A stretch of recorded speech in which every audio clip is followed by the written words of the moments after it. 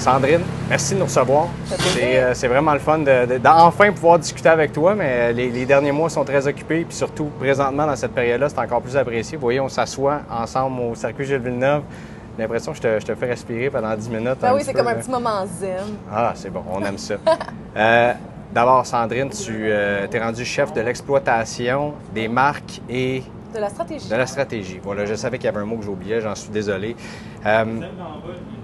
Il y a plusieurs femmes à Montréal qui sont dans des rôles très, très hauts dans les organisations sportives. On pense aux Roses de Montréal, l'Alliance, le Canadien en a 2 également, l'Omnium Banque Nationale en fait partie également.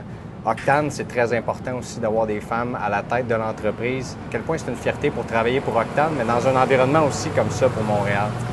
Bien, c'est certain que moi, ça fait longtemps que je suis avec l'organisation. Moi, j'ai commencé en 2013 en tant que stagiaire. Donc, on se rappellera que j'ai fait mes tout débuts comme bénévole dans le centre média. À ce moment-là, Octane était une entreprise qui était beaucoup plus petite. C'était une PME, en fait. Et puis, même à ce moment-là, Octane était composé majoritairement de femmes. Donc, pour nous, au Grand Prix du Canada, ça a toujours été quelque chose qui a été excessivement prévalent. Et puis, je me souviendrai toujours, puis on me pose souvent la question, quand j'ai commencé à voyager pour la Formule 1, je me souviendrai toujours que la première fois que j'ai été à Londres pour une assemblée générale, c'était en 2016, en 2017. Puis j'ai regardé autour de moi, puis c'était tous des hommes d'un certain âge, blancs, avec des suits bleus. Puis moi, j'avais... Tous le même saut. Rien contre ton saut. Non, il est mauve, le mien, c'est correct. Il n'y a pas de bleu. Mais j'ai regardé autour de moi, puis je me suis fait comme, OK, on a un bout de chemin à faire. On a un bout de chemin à faire. Puis, tu sais, là, tu fais allusion à Joanie, tu fais allusion à Annie, tu fais allusion à Valérie, France-Margaret et tout ça. Fait que pour moi, de finalement atteindre un niveau où est-ce que je peux avoir des discussions avec ces femmes-là, où est-ce qu'on peut échanger sur nos enjeux, sur nos réalités terrain, c'est incroyable. Puis d'ailleurs, samedi de la semaine prochaine, au Grand Prix du Canada, on va faire un panel avec Suzy Wolf. Ouais. Joanie va être là, Annie va être là, Valérie va être là. Oh, wow. Puis, c'est moi qui va mener la conversation. Mais je trouve que c'est incroyable. Puis, tu sais, j'arrêtais pas de dire à mon équipe cette semaine quand ça s'est concrétisé, tout ça, parce que ça se fait pas en saison non plus, là, que ça allait être vraiment sharp. Puis, comme je suis vraiment fière de pouvoir participer à ce moment-là, d'avoir tout le monde autour de la table. Puis, je pense qu'en tant que ville, en tant que province, en tant que pays, d'être capable de mettre ça de l'avant puis de démontrer qu'on a ce genre d'intérêt-là puis qu'on a ce genre d'ouverture-là, c'est pas quelque chose qu'on voit ailleurs. On le sait que dans le championnat du monde, on va au Moyen-Orient, on va aux États-Unis. On sait que la situation politique aux États-Unis est particulière des fois. Fait que nous, je dirais qu'on est vraiment progressistes. Et puis, Jean-Philippe et moi, ça fait des années, 2-3, qu'on veut faire venir la F1 Academy. Et puis, cette année, on le fait. Puis, on est très fiers de ça. On a très hâte de voir ça va être quoi le soutien des Montréalais, le Canadiens, Québécois pour la F1 Academy. Est-ce que le portrait a changé un peu maintenant de la Formule 1? Tu parlais de Suzy Wolf qui dirige F1 Academy maintenant. On aura droit à 3 courses. Ça va être super excitant. Je pense que les fans de course, les fans de Formule 1 vont beaucoup aimer ça avec la série Netflix qui est sortie d'ailleurs très récemment. Est-ce que ça change un petit peu maintenant le portrait de la Formule 1? Ça change. Quand j'ai commencé, je pense que dans des femmes dans position de leadership en F1, je pense qu'il y en avait 2-3. Là, il y en a beaucoup plus. On a vu récemment Emily Prazer. Mais là, je pense que ça va faire 1 an à peu près. Là, mais Emily Prazer qui a commencé comme co-ordo au Race Promotions à la F1 qui maintenant est rendue une des numéros 2. Pas juste à ce niveau-là, au bureau chef. Le bureau chef a pris de l'ampleur, bien évidemment, mais aussi dans chaque promoteur, on voit que le landscape a changé aussi. Une de mes homologues, Cathy, au Grand Prix de Miami, elle vient d'avoir 30 ans, justement, puis elle, c'est la numéro 2 au Grand Prix de Miami. Il y a Vanessa Mas qui est en Belgique, il y a Gemma Bassa qui est à Barcelone, Ariane qui est en Hongrie. Donc, on voit que le landscape a vraiment changé par rapport à ça. Puis, c'est le fun à voir aussi parce que dans le temps de Bernie, on n'avait pas vraiment le droit de se parler. Tous nos contrats étaient différents, puis il y avait un peu de ségrégation. Puis quand Liberty est arrivé, ils ont changé tout ça, puis ils sont vraiment assurés qu'on a 2 assemblées générales par année. On est encouragé à aller sur d'autres grands prix, puis à aller voir ce que les autres font. Fait que c'est le fun de voir comment la F1 a évolué. Ceci dit, ils sont excessivement exigeants, mais c'est quand même un beau monde, puis c'est le fun de faire partie de ça. Puis même sur le pit wall, maintenant, on le voit aussi avec Anna Schmidt chez Red Bull, avec Laura Mueller chez Haas aussi. C'est bon de voir ça. Puis bien sûr, les pilotes qui sont avec la F1 Academy qu'on va voir à Montréal. Tu l'as dit, tu as voyagé beaucoup dans les dernières années. Ça fait 12 ans que tu es avec le Grand Prix maintenant. tu as fait à peu près tous les Grands Prix sur La le moitié, circuit. je te dirais, je suis à peu près à la moitié. C'est déjà plus que moi, donc très chanceuse de faire ça dans le cadre de ton travail aussi. Tu t'inspires des meilleures pratiques qu'on fait un peu partout à l'international. C'est sûr aussi qu'on s'inspire un peu de ce qu'on fait à Montréal. Est-ce que tu entends souvent, ouais, comment vous faites ça? On a un des meilleurs circuits sur sur le circuit, on va dire comme ça. Mais également, on est dans le top 30 des assistances année après année. Puis c'est excessivement populaire. Ouais. Donc, autant que toi, tu t'inspires, que les gens s'inspirent de nous. Les gens s'inspirent de nous. Nous, c'est parce qu'on est un circuit insulaire. On est un circuit 100% temporaire qui est pas considéré comme étant un city circuit, mais qui n'est pas considéré comme étant un circuit permanent non plus. Fait qu'on tombe dans cette espèce de limbo-là, où est-ce qu'il y a des possibilités d'apprentissage. Quand on est revenu de la COVID, après 2 ans sans Grand Prix, je pense qu'on avait 14 autres courses qui sont venues pour voir le Grand Prix du Canada, pour voir comment ça se passait ici. Fait que ça, c'est toujours encourageant, c'est toujours un beau gage de confiance aussi quand les autres décident de venir à ton Grand Prix, parce qu'avec 23 autres courses au calendrier, il y a l'embarras du choix. Fait que, tu sais, c'est sûr que moi, quand je voyage sur d'autres Grands Prix, je regarde des trucs qui sont comparables aux nôtres, ou comment est-ce qu'ils font ci, comment est-ce qu'ils font ça, comment ils habillent leur gradin. Il y a des trucs aussi où est-ce qu'on se dit, ça, c'est complètement déconnecté de notre réalité, on pourrait jamais faire ça, mais en même temps, c'est comme une espèce de remue-ménage où est-ce que ça amène une idée qui en amène une autre. Puis, quand on a commencé à voyager cette année, l'équipe a commencé à voyager aussi.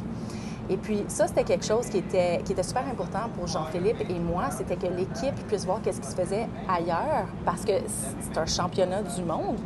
Puis nous, on voyait vraiment ça comme une opportunité pour eux de grandir, puis d'être motivés, puis d'être stimulés. Parce qu'on se le cachera pas, quand on va sur des Grands Prix, les gens se disent souvent comment tu es tellement chanceuse, tu voyages pour ta job. Puis oui, je suis excessivement C'est du travail chanceuse, incroyable mon aussi. Mon Dieu que c'est exigeant. Oh oui, c'est pas je m'assois dans les estrades avec un petit breuvage puis tout va bien. Non, c'est ça. Tout le monde pense qu'on boit du champagne et puis qu'on prend des photos de Tom Brady, là.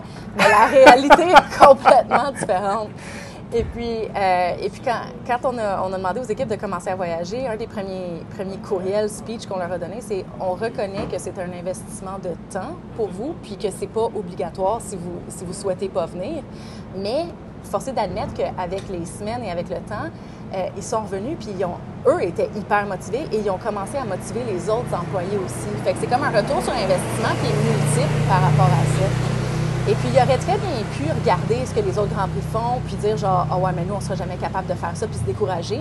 Mais cette année, là, vraiment, c'est le contraire qui est arrivé. Tout le monde est hyper stimulé, motivé.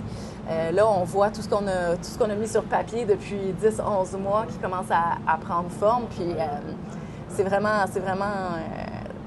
le fun. T'sais, ça me fait vraiment chaud au cœur. Puis je vois les équipes qui sont fatiguées puis qui donnent tout ce qu'ils ont à donner, mais ils ont fait preuve d'une résilience incroyable dans les derniers mois. Puis là, on est finalement en train de récolter le fruit. Là, on est à tout juste quelques jours. Je pense que tout le monde a hâte, vous autres aussi, y compris.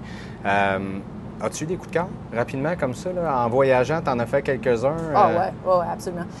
Sans aucune gêne. Mais en fait, tu sais quoi? Je reprends cette question-là. On me demande tout le temps c'est quoi ton Grand Prix préféré. Premièrement, ça, c'est une question qui est beaucoup trop vague.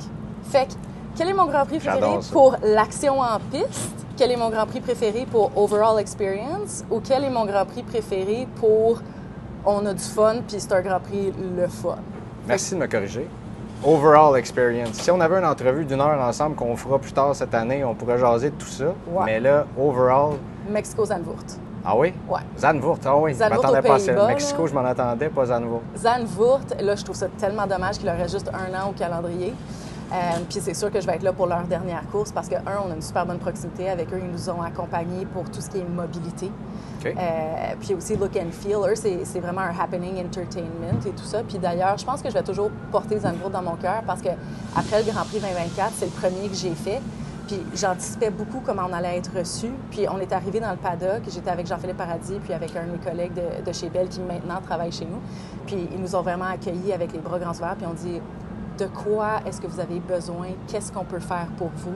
Puis tout le monde nous a accompagnés. Ça a été le début de la nouvelle ère.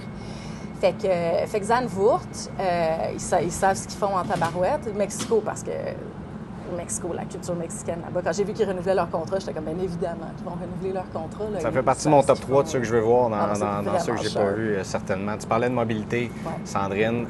L'an dernier, il y a eu des difficultés. Ouais. On n'a pas à revenir là-dessus. Moi, ce qui m'intéresse en tant qu'observateur, en tant que fan de Formule 1, puis des discussions qu'on a eues ensemble à la conférence de presse que vous avez annoncée aussi en grande pompe cette semaine, je vois qu'il y a une opportunité là-dedans dans ces difficultés-là de devenir encore meilleur, de se rapprocher de Formula One Management, de Liberty Media et d'assurer une pérennité aussi pour le Grand Prix du Canada. C'est ça l'objectif.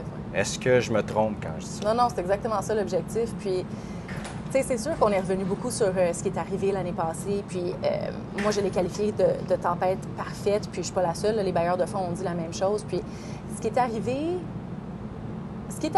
a découlé de ça n'aurait jamais découlé de la manière qu'elle a découlé cette année si ça n'avait pas explosé de la manière que ça a explosé. Puis, une de nos grosses craintes, je l'ai dit cette semaine, puis je leur dis là, c'était que l'intérêt d'aider le Grand Prix du Canada allait s'essouffler après quelques mois. Puis, force est d'admettre que tout le monde qui était autour de la table, quand on était là en juillet, est resté autour de la table et est encore autour de la table pour s'assurer qu'on livre un événement d'envergure, puis qu'on compétitionne, puis qu'on rivalise avec les autres Grands Prix. Ça aurait pu aller dans une direction complètement différente, mais les bailleurs de fonds sont restés là, les instances publiques sont restées là. La Formule 1, comme j'ai dit, nous a accompagnés. Ils nous ont vraiment pris par l'épaule, là, parce qu'ils nous ont pas pris par la main, là, mais ils nous ont pris par l'épaule puis ils ont dit de quoi est-ce que vous avez besoin? Est-ce que vous avez besoin de ressources? Est-ce que vous avez besoin d'informations, d'accompagnement? Ils ont vraiment été là tout au long. Et puis, on a beaucoup de Grands Prix aussi qui nous ont vraiment accompagnés puis qui nous ont épaulés là-dedans. Là. Je pense à la Belgique, je pense à Miami, Mexico a été là pour nous. Il y en a plein qui ont fait des appels avec nos équipes dans divers départements pour s'assurer qu'on ne soit pas dans cette situation-là cette année. Je parlais de mon équipe tantôt qui a fait preuve de résilience incroyable. Je pense qu'eux le voient aussi, qu'ils peuvent s'appuyer sur d'autres Grands Prix aussi. Puis on a beau être un Grand Prix sur une île, mais on n'est pas tout seul sur notre île. J'ai l'impression que les fans de Formule 1, depuis, tu parlais de Bernie Ecclestone tantôt, tu l'as mentionné, je pense que les fans de Formule 1 montréalais ont eu des relations houleuses avec Bernie Ecclestone. À l'époque, on a perdu notre Grand Prix, on a fini par le revoir. On a toujours un petit peu peur de le perdre, ce Grand Prix-là. Donc, c'est rassurant de t'entendre qu'il y a cette relation-là puis qu'on va pouvoir le garder long terme, certainement. Absolument, c'est ça l'objectif. On vise une pérennité.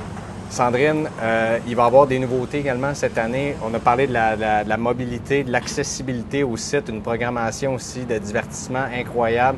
Plus, là, tu parles aux gars qui aiment ça voyager aussi pour voir d'autres Grands Prix, mais aussi du sport, de voir que Montréal va rayonner sur le circuit avec une offre alimentaire. Peux-tu nous en glisser un petit mot rapide là-dessus? Bien, l'offre alimentaire, nous, on est une ville de foodies à Montréal. On est hyper épicuriens, puis c'est important pour nous de montrer ce que Montréal, le Québec et le Canada a à offrir. Donc, on s'est assuré que tous nos concessionnaires sur le site sont à 100 locaux, puis aussi que ça s'échelonne sur l'entièreté du site. Parce que tu le sais, tu es déjà venu, quand tu veux te rendre du point A au point B sur le circuit, ça peut être une marche de 2 km. Donc, on s'est assuré que tous les besoins, tous les requis et toutes les sortes de bouffe sont dispersés dans chacune des zones pour pas que le fan ait besoin de se taper un 2 km pour se rendre à un Pokéball ou à quelque chose qui est sans gluten. Donc, ça, c'était super important pour nous. On a créé l'application F1GP Canada aussi, où est-ce que là, il y a des filtres avec la map interactive, où est-ce que les gens peuvent aller... Ouais, pas pire, hein? J'ai vu. Très fort. L'équipe a travaillé super fort là-dessus. Fait que c'était super important pour nous d'inclure ça. Puis, ça va être reflété dans plusieurs facettes aussi. Là. Dans le paddock, on va avoir une zone, la zone chalet, qui va avoir la poutine, il va avoir des bagels, il va avoir des produits de l'érable. Il y a une patinoire là-bas aussi, où est-ce qu'il va avoir des goalie challenge, puis que les gens vont pouvoir se challenger. Les pilotes vont se prêter au jeu aussi. Tout notre spectacle d'avant-course aussi, de midi à 14h jusqu'au départ de la course, et 100 canadiens aussi. Sont en répétition en ce moment, d'ailleurs, j'ai hâte d'aller voir ça. Fait qu'on voulait s'assurer qu'on puisse vraiment mettre notre essence et puis notre vibe, si on veut, à travers cet événement-là, parce que c'est ça qui fait en sorte qu'un championnat du monde est attrayant. C'est le fait que tu peux montrer que c'est pas juste n'importe quelle course sur n'importe quel circuit puis que ça se ressemble tout. Fait qu'on est allé puiser là-dedans, on est allé dans le trait canadien et puis montréalais, québécois. On est bien fiers. Excellent. Ça. Puis les gens qui, pour se rendre sur le circuit, je sais qu'il y a eu plusieurs améliorations. Un autre point de dépôt pour en dessous, là, pour ceux qui sont au Sénat, c'est peut-être les estrades favorites des gens, mais c'est la plus loin aussi pour se rendre puis pour sortir du site. Exact. Là, on va avoir un point d'accès extérieur là. Il va y avoir un point d'accès qui va être du côté Victoria. C'est important de noter, par contre, que c'est juste pour certaines certaines tribunes puis certains accès. Ce n'est pas pour tout le monde qui est sur le site. Okay. Fait que ça, il faut juste faire attention à ça, mais on a l'impression que ça va vraiment aider pour ceux qui sont dans ce secteur-là, qui habitent sur la Rive-Sud, de pouvoir desservir de ce côté-là. L'an dernier, il y a eu l'envahissement de pistes à la fin du Grand Prix, les fameuses célébrations du podium, qui peut être une tradition dans certains Grands Prix. Il y en a d'autres pour lesquels non. Je pense que ça a changé un petit peu, puis on parle d'une célébration maintenant pour la cérémonie du podium. Oui, exact. On essaye de changer le narratif par rapport à ça parce qu'on le sait que ça donne des images télévisuelles incroyables. On sait que c'est une expérience incroyable aussi. D'ailleurs, j'étais à Monza l'année passée quand Charles Leclerc a gagné, puis je l'ai vécu, la célébration du podium là-bas. Bucket list item, là. Ça, c'est vraiment quelque chose d'incroyable. J'ai pas de jalousie pantoute quand tu parles de ça. Correct, je te montrerai des photos. Mais là-bas, à Monza, ils ont des infrastructures qui sont beaucoup plus vieilles que les nôtres, mais les tifosi ont un respect pour le sport automobile. Okay. Donc, eux, ils ont respecté toute la réglementation. Ils ont fait en sorte que c'était une célébration, puis que c'était un moment qui était fort, et puis ils ont vraiment fait ça avec beaucoup de fierté. Puis nous, c'est ce qu'on essaye de reconduire aussi à Montréal. Là, il a fallu qu'on fasse des investissements majeurs par rapport à nos infrastructures.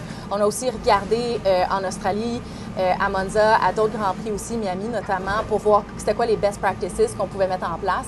Là, c'est super important cette année que les gens respectent les points d'entrée. Ça va être très, très, très, très clair tout au long du week-end. Quels sont les points d'entrée? Il va y avoir un timbre sonore qui va résonner. Il va y avoir un bandeau qui va être sur les écrans géants.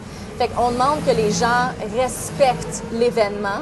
Tout le monde veut que ça reste à Montréal, mais on essaie d'implorer les gens à respecter ça et de célébrer avec nous de manière responsable parce qu'on ne veut vraiment pas que ce qui est arrivé l'année passée se reproduise. Fait qu'on compte sur les gens pour ça. Sandrine, bon Grand Prix 2025. Merci. J'ai déjà hâte qu'on se reparle après pour parler de ce succès-là et qu'on parle du futur ensemble. Merci beaucoup encore une fois. Merci à toi.